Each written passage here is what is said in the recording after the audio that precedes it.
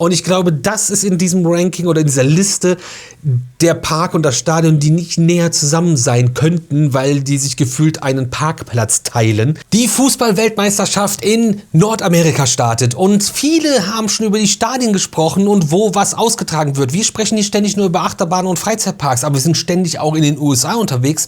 Dann habe ich mir gedacht, was ist denn der nächstgelegene Freizeitpark pro WM-Stadion und wo sollte die deutsche Nationalmannschaft oder jeder, der das ganze Zeug besucht oder was weiß ich nicht, hingehen und kann dann irgendwie einen Park besuchen, weil wir auf unserer vergangenen Tour, die jetzt gerade erst vor ein paar Tagen war, waren die Stadien auch schon direkt bei uns vor den Füßen, während wir Achterbahn gefahren sind. Und welches Stadion welchen Freizeitpark hat, das checken wir heute in diesem Video.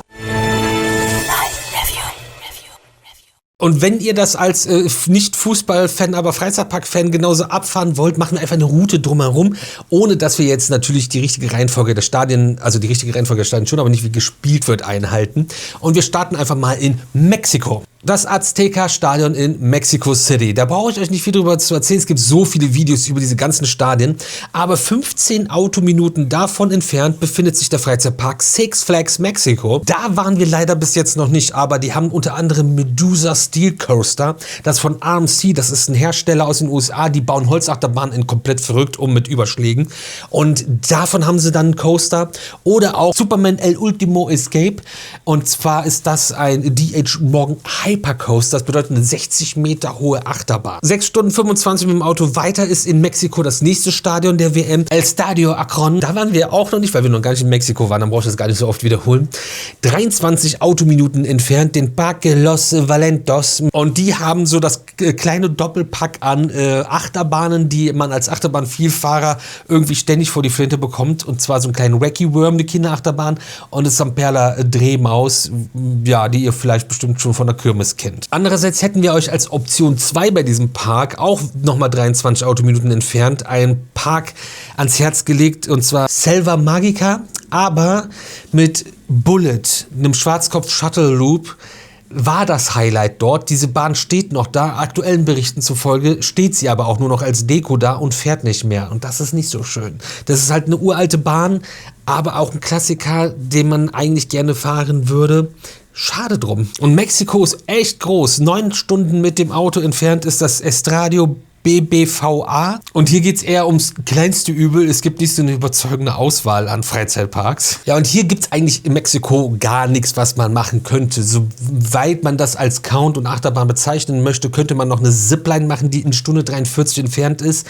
Ansonsten 4 Stunden 35 oder 5 Stunden 20 sind Bahnen entfernt in Texas. Das ist doch schon USA, also passt das hier alles nicht so ganz gut rein. Deswegen schmeißen wir uns direkt 7 Stunden 48 ins Auto und fahren wirklich nach Texas in den USA und nach Houston und zum Energy Stadium. Und circa eine Dreiviertelstunde mit dem Auto entfernt vom Stadion ist der Kima Boardwalk. Und da waren wir schon. Und mit dem Boardwalk Bullet steht da eine unglaublich gute Holzachterbahn, die wirklich auch ja, auf Weltmeisterniveau ist und wirklich krass durch dieses Gebälk zimmert. Ihr könnt noch ein paar andere Sachen machen, mit so einem Speedboat mitfahren und kleinere Rides fahren. Das lohnt sich auf jeden Fall mitzunehmen. In 4 Stunden mit dem Auto entfernt von dort, ebenfalls in Texas, ist das Dallas Stadium in Arlington in Texas. Und 6 Autominuten vom Stadion entfernt ist Six Flags Over Texas, der erste Six Flags Park überhaupt. Die bauen gerade noch einen neuen Dive Coaster. Kennt ihr vielleicht als Krake im Heidepark, nur ist das Ding fast 70 Meter hoch bei der ersten Abfahrt. Und es gibt sonst auch unfassbar viele richtig gute, teils richtig große und beeindruckende Achterbahnen in diesem Park. Haben wir auch schon besucht. Zu allen von uns besuchten Parks gibt es auch Videos hier auf dem Kanal. In der Suchfunktion gebt ihr einfach den Parknamen ein, dann kriegt ihr das Ganze auch schon um die Ohren gehauen. Und das ist schon ziemlich nah, wenn man nur 6 Autominuten vom Stadion entfernt so einen Freizeitpark vorfindet. Aber wäre nicht in den USA, würden wir nicht wirklich lang und weit Auto fahren wollen. 20 Stunden und 50 Minuten Autofahrt von dort entfernt geht es nach Kalifornien zum SoFi Stadium in Englewood in Kalifornien. Und das ist einfach nur 15 Meilen von den Universal Studios in Hollywood entfernt. Und die Universal Studios Hollywood haben wir vor ein paar Tagen erst besucht und hier auf dem Kanal auch schon gezeigt. Und die bekommen mit Fast and Furious Hollywood Drift eine neue, krasse, revolutionäre Achterbahn Achterbahn, haben aber auch eine Harry Potter Welt, ein Super Mario World, Jurassic World und viele andere wirklich tolle, außergewöhnliche Attraktionen. Die zeigen wir ausführlich auch bei unserem Besuch hier in den Videos. Und das ist ein Park und ein Ort und eine Region, die sich lohnt. Hollywood, Leute, was ist los? Und quasi direkt nebenan, aber immer noch 5 Stunden 42 mit dem Auto, geht es zum Levi's Stadium in Santa Clara in Kalifornien. Und ich glaube, das ist in diesem Ranking oder in dieser Liste der Park und das Stadion, die nicht näher zusammen sein könnten, weil die sich gefühlt einen Parkplatz teilen. Californias Great America befindet sich hier. Mit Gold Striker gibt es hier eine grandiose Holzachterbahn. Mit Railblazer einen der ersten RMC Single Rail Coaster mit Raptor Track. Aber auch klassische Holzachterbahn, verrückte große Stahlachterbahn. Es ist wirklich so verrückt, wie nah das aneinander ist und du siehst halt, wenn du durch den Park guckst, die Achterbahn fahren und dahinter das Stadion. Das ist echt sehr nah beieinander. Aber wir wollen ja nicht nur Achterbahn fahren, wir wollen ja auch Auto fahren. 12 Stunden 41 geht's weiter. Und zwar zum Lumen Field in Seattle in Washington, USA. Und dort brauchst du eine halbe Stunde zu Wild Wave Theme and Water Park. Und auch hier gibt's mit Timberhawk zum Beispiel eine richtig coole Holzachterbahn. Aber das ist ein Freizeitpark mit Fahrattraktionen gemischt mit einem Wasserpark mit Wasserrutschen. Ihr zahlt einmal Eintritt und könnt beides machen, und so wie ihr gerade den ganzen Tag über lustig seid. Auch hier waren wir schon und haben uns da aber mehr auf die Fahrattraktionen beschränkt. 2 Stunden 46 von dort entfernt wechseln wir nochmal die Staatengrenzen, nicht die Staatengrenzen, sondern die Bundesgrenzen, und es geht nach Kanada, das 3. Austragungsland dieser Fußball-Weltmeisterschaft 2026. Und hier haben wir das BC Place Stadium in Vancouver. Und so 10, 15 Autominuten je nach Verkehrslage braucht man vom Stadion zum Playland in Vancouver. Die haben unter anderem eine Achterbahn vom Liechtensteiner Hersteller Intamin Amusement Rides, umgebaut vom italienischen Hersteller Zamperla. Und der Witz ist, diese Bahn stand früher in Italien, stand zum Verkauf. Zamperla hat die gekauft, hat die umgebaut und hat sie nach Kanada verkauft. Spannend. Ansonsten gibt es auch 4 Achterbahnen insgesamt in diesem Park. Da waren wir leider noch nicht, haben wir noch auf dem Zettel, und ihr drückt jetzt mal abonnieren, damit wir da hinfahren. Wenn das genug von euch machen, machen wir das auch. Also nicht dadurch können wir das machen, dann machen wir es einfach. Jetzt wird es ein bisschen albern. 30 Stunden mit dem Auto geht es nach Kansas zum Arrowhead Stadium in Kansas City, Missouri. Da sind wir wieder in den USA. Viertelstunde vom Stadion entfernt, Worlds of Fun. Auch hier waren wir, richtig cooler Park, starkes Coaster-Line-Up. Und auch hier gibt es gigantisch große Stahlachterbahnen, aber auch wilde Holzachterbahnen und sogar neue Hybrid-Varianten dieser beiden Bahntypen zusammen. Das ist ein Park, da sollten wir dringend noch mal hinfahren, auch wenn wir da waren, aber das ist ein richtig cooler Park mit einem coolen Coaster-Line-Up. Vielleicht zeigen wir euch demnächst auf dem Kanal hier noch ein bisschen was daraus. Eigentlich viel zu nah von Kansas nach Atlanta sind es nur 12 Stunden mit dem Auto. Das kann man ja wirklich mal an 2 Tagen abreißen mit Parkbesuchen dazwischen. Und dann geht es ins Mercedes-Benz Stadium, was ja ein crazy Dach hat. Aber wie gesagt, das ist ein Thema für Leute, die über Fußballstadien sprechen. Und hier die übliche Viertelstunde vom Stadion entfernt, Six Flags Over Georgia. Ein gigantischer Park. Du bist noch nicht mal am Parkplatz, schon fährt ein riesiger Coaster an dir vorbei. Und dort gibt es auch wieder ein Line-Up von wirklich super guten Achterbahnen, großen, imposanten Achterbahnen und verschiedensten anderen Rides. Hier lohnt sich ein Besuch auch. Haben wir schon gemacht. Fehlt vielleicht das eine oder andere, was neu gekommen ist. Aber auch das ist ein Park, der super nah an einem Stadion ist und eine super große, spannende Achterbahn zu bieten hat. Und da sprechen wir dann von so Geschichten wie Twisted Cyclops, was eine Hybrid-Achterbahn ist, wo eine alte Holzachterbahn mit Stahlschienen umgebaut wurde und komplett verrückten Fahrelementen. Oder auch American Screaming Machine, eine richtig alte Holzachterbahn, die wirklich brutal ist, aber doch irgendwie super viel Spaß macht und nicht ausgelassen werden sollte. 9 Stunden 18 hätten wir es dann zum nächsten Stadion, und ja, Georgia grenzt an Florida, und wir fahren von Atlanta in Georgia nach Miami in Florida, und das dauert einfach 9 Stunden 18. Wenn du jetzt überlegen würdest, dass du von Bundesland zu Bundesland so lange fahren würdest, wärst du hin und zurück in Deutschland.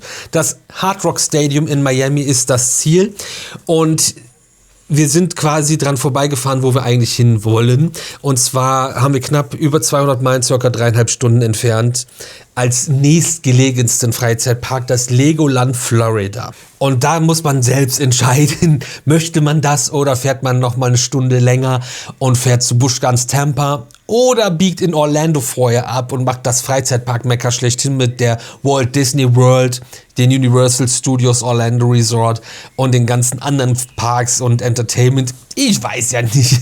Aber auf jeden Fall auch diese ganzen Orlando Parks haben wir hier schon gezeigt, regelmäßig, immer wieder. Und deswegen können wir uns jetzt nochmal 17 Stunden und 20 Minuten ins Auto schmeißen und zum Lincoln Financial Field in Philadelphia fahren, in Pennsylvania. Und auch Pennsylvania hat wirklich viele spannende Parks am nächstgelegenen zum Stadion. So circa 65 Meilen ist das Dutch Wonderland. Da waren wir noch nicht. War mal ein Schwesterpark vom Moviepark Germany übrigens. Und dann gibt es auch noch den Dorney Park und die haben auch wieder ein spannendes Coaster-Line-Up mit großen Stahlachterbahnen, coolen Holzachterbahnen und einigen Achterbahnen, die euch ziemlich oft auf den Kopf stellen.